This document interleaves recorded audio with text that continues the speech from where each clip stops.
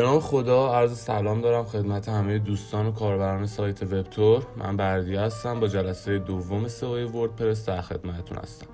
همونطوری که تو جلسه قبل ما متوجه شدیم، ما داریم که سئو رو از پایه بهتون توضیح میدیم، یعنی در واقع مفاهیم پایه سئو رو داریم توضیح میدیم بهتون. خب این جلسه هم باز باید ما یه سری از این مفاهیم رو ادامه بدیم و ایشالله از جلسه بعدی کلاس رو به صورت عملی و پیشرفته تر ادامه خواهد پیدا کرد. خب توی دومین جلسه همون قصد داریم راجع به چی صحبت کنیم. ما 2 فاکتور خیلی مهم توی موتورهای جستجو داریم: خزیدن و ایندکس کردن. این 2 فاکتور مهم و هر کسی که تو زمینه طراحی سایت تولید محتوا فعالیت داشته باشه تا حدودی میشناسه. ولی خب ما که قرار سئو کار باشیم باید تخصصی اینا رو بشناسیم و این 2 فاکتور رو درکشون کنیم. ببینید خیلی از کسایی که طراحی سایت انجام میدن این 2 فاکتور رو به خوبی درک نکردن، یعنی معیار کار خودشون قرار نمیدن، فقط در حد کمی که گوگل میاد ایندکس میکنه اینا اینجوری اطلاعات دارن. ما امروز میخوایم خیلی ساده و دقیق این 2 رو بهتون شرح بدیم که به خوبی درکشون کنید، چون شما هرچی مفاهیم ابتدایی رو به خوبی یاد بگیرید هم کارتون قوی تر میشه، هم نتیجه های بهتری توی کارتون میگیرید. خب اولین فاکتور ما خزیدن یا کرالینگه و دومی ایندکسینگ هستش که همون ایندکس کردن لینک ها و صفحات سایت ما. اول ما خزیدن یا همون کرالینگ رو به شما توضیح میدیم، بعد میریم سراغ ایندکس کردن. خب دوستان همونطوری که میبینید من یه عکسی رو براتون گذاشتم. میشه گفت که این نقشه زیرساخت یه مترو است، چند تا هم ایستگاه‌های مختلف توش میبینید. اگه میخوایم درباره خزیدن و کرال صحبت کنیم میتونیم دنیای اینترنت رو به همین عکس و زیرساخت این متروها تشبیه کنیم که هر کدوم از این ایستگاه‌ها یه سایت منحصر به فرد خودشه، یعنی تو هر کدومش حالا یه فایل پی دی اف، یه صفحه وب، یه داکیومنت منحصر به فرد خودش اونجا هست. در واقع کرالر مثل مترو توی این لاینا شروع میکنه حرکت کردن، به هر ایستگاهی که میرسه اون سایت رو ایندکس میکنه که حالا ایندکس هم دقیقاً بهتون میگم چجوریه. یعنی در واقع لینک های داخلی و خارجی اون سایت هم باز میکنه، اونا رو هم ایندکس میکنه.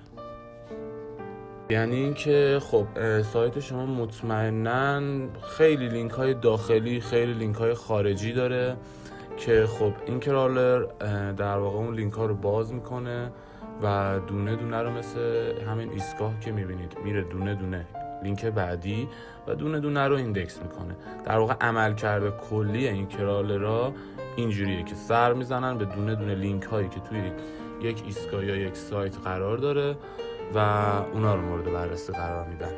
خب بریم تو تصویر بعدی که من با یه عکس بتونم بهتر عملکرد کرالر رو بهتون توضیح بدم. خب ببینید این صفحه اصلی سایت وبتور. کرالر از هر جا که وارد میشه، این کرالر رو اگه من یه موقعی اشتباه میگم ببخشید دیگه، از هر جا که وارد سایت میشه اول از همه کلیت سایتتون رو نگاه میکنه، هدرتون و متناتون و شکل متناتون، حالا اون معیارایی که میسنجه برای سایت ها.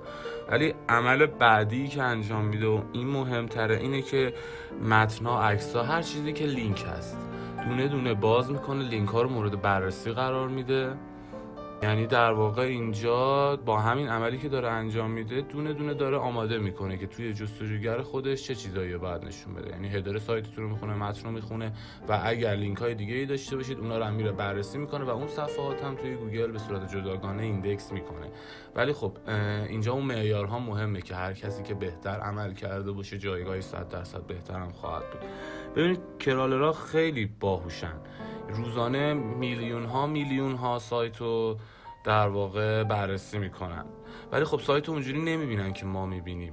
در واقع گوگل سر و کارش وقتی توی صفحه خاصی میره با کدها و سورس اون صفحه هستش. همونطور که اینجا میبینید ما روی صفحه راست کلیک میکنیم، ویو سورس رو میزنیم، اینا کدای ما وقتی که مرورگر میخونه در واقع بیرون خروجی سایت رو به ما میده. ما با این کدها اون سایت رو ساختیم.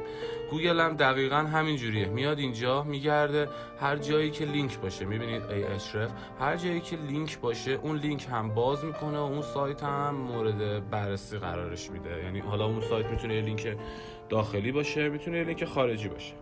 یعنی در واقع این خزنده توی سورسای شما میخزه و هر لینکی رو که ببینه باز میکنه، مورد بررسی قرار میده و خب اگر نیاز بشه ایندکسش میکنه و توی موتورهای جستجو نشونش میده.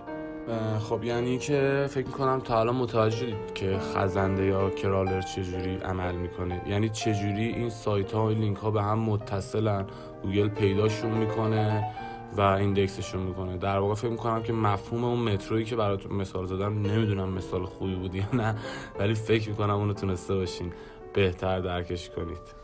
این نکته رو دقت داشته باشید که تمام لینک های شما چک میشه، یعنی تمام المنت های کلیک پذیر سایت شما که لینک به جای دیگه هستن توسط این کرالرها دیده میشه، چک میشه، اون صفحات ایندکس میشه. ما میتونیم بگیم که آیه ربات این صفحه رو ایندکس نکن، این صفحه نباید مثلا بررسی بشه، این صفحه مال موتورهای جستجو نیست. تو جلسه‌های بعدی بهتون اون روش اون کارم یعنی توضیح میدم، ولی فعلا میخوام که دقیقاً متوجه بشید که عملکرد کلی موتورهای جستجو چجوری در واقع ما رو پیدا میکنن و دسته‌بندیمون میکنن. خب حالا حساب کنین کرالر وارد این صفحه ما میشه. خب توی این صفحه میاد تک تک اون معیارها و استانداردهایی که خیلی دیگه راجبش صحبت کردم دیگه، همتون میدونید، اونا رو بررسی میکنه. مثلا ببینه که عکس توی چه وضعیتیه، کیفیتش آلت داره نداره، وضعیت نمایش ریسپانسیو بودن توی سایت های مختلف چجوریه، دیگه متنتون چجوریه، چقدر متن دارید، چجوری متن نوشتید و خیلی از این معیارها که حالا ما دونه دونه بهتون میگیم و با هم جلو میریم. اونا رو بررسی میکنه و در واقع خب سایت هایی که کم کم هم این معیارها رو چیز کرده باشن، رعایت کرده باشن، ایندکس انجام میشه روشون، ولی رعایت همین معیارهایی که جایگاه ما رو توی گوگل مشخص میکنه. یعنی خب یه سایت ضعیف هیچی رعایت نکنه شاید صفحه 100 هم بره، ولی خب کی میبینتش؟ صفحه اصلا 10 هم شاید خیلی ها نبیننش. همین معیارها و نکاتیه که باید رعایت کنیم تا ما بیایم حتما توی صفحه اول. هیچ چیزی به اندازه صفحه اول مهم نیست. پس ایندکس کردن یعنی انتخاب اون صفحه برای نمایش توی موتورهای جستجوگری گوگل. خیلی ساده.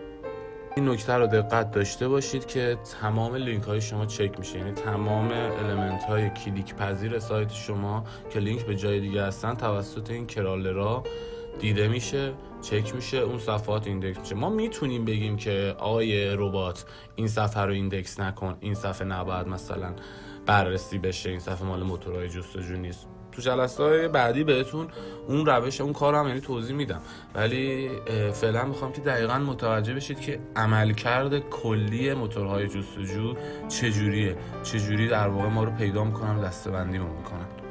خب حالا من یه 6 تا از ویژگی‌های یه سایت خوب از نظر گوگل رو براتون آماده کردم که یه توضیحی روی این فاکتورها بهتون بدم که خب اینا خیلی زیربخشا داره، خیلی طولانی تره، ولی من یه خلاصه وار تیتروار بهتون میگم، مطمئنم که متوجه منظورم میشید. اولیش اینه که سایت حاوی اطلاعات مفیدی باشه. ببینید ما میایم یه سایت خبری را میندازیم، توش پر از پست‌ها و مطالب ضعیف و به درد نخور میکنیم که کسی به دردش نمیخوره، به اون صورت سرچی توی گوگل براش انجام نمیشه. خب گوگل متوجه این میشه که این مطالب هیچ ارزشی نداره، خب این هم هیچ ارزشی برای ما نداره این کاری که داریم میکنیم. در واقع ما باید محتوایی رو تولید کنیم که کاربرا بهش نیاز دارن و وضعیت کلمه کلیدیش توی گوگل خوبه. در واقع میتونم بگم که گوگل براش خیلی مهمه که چی رو داره به چه کاربری نشون میده. تولید محتوا به هر شکلی اصلا درست نیست. من آدمای زیادی رو دیدم که میان یه نفر رو استخدام میکنن، بهش میگن تولید محتوا کن، طرف نه اصلا میدونه چه مطلبی بذاره، نه میدونه چطوری باید مطلبش استاندارد برای سئو باشه، میاد تولید محتوا میکنه، روزی 10 تا پست میذاره. در واقع بهش میگن تولید محتوای غیر مفید که عملا هیچ فایده‌ای نداره به جز اینکه وقت و انرژی و سرمایه ما رو میکشه. خب پس این نکته اول. نکته دوم، دقیق‌تر و قابل استنادتر از سایت‌های دیگه باشه. مثلا منظورم اینه که شما یه سایت دارید که توش دارید درباره ساخت سایت تولید محتوا می‌کنید. محتواهای این چنینی توی گوگل خیلی زیاد است. شما باید سعی بکنید که اطلاعاتون مفیدتر و جامع‌تر از بقیه باشه. یعنی اینکه کیفیت تصویراتون، لحاظ پاراگراف بندی، لحاظ نوشتار، و خب حالا ما بعداً با هم چک میکنیم که این ارزش‌ها چیا هستن. سومی، محتوای با کیفیته. یعنی اینکه محتوامون با کیفیت باشه دیگه، هدر سر جاش باشه، عکس آلت داشته باشه و خیلی استانداردهای دیگه که باعث بشه کاربر رو توی سایت ما نگه داره، باز نکنه به بنده سری بگه این چیه بابا. چهارمی، جذاب باشه و کاربران با سایت تعامل داشته باشن. این قسمت میشه همون خلاقیتی که ما باید توی سایتمون به کار ببریم. تولید محتوای خلاقانه، تولید هر چیزی.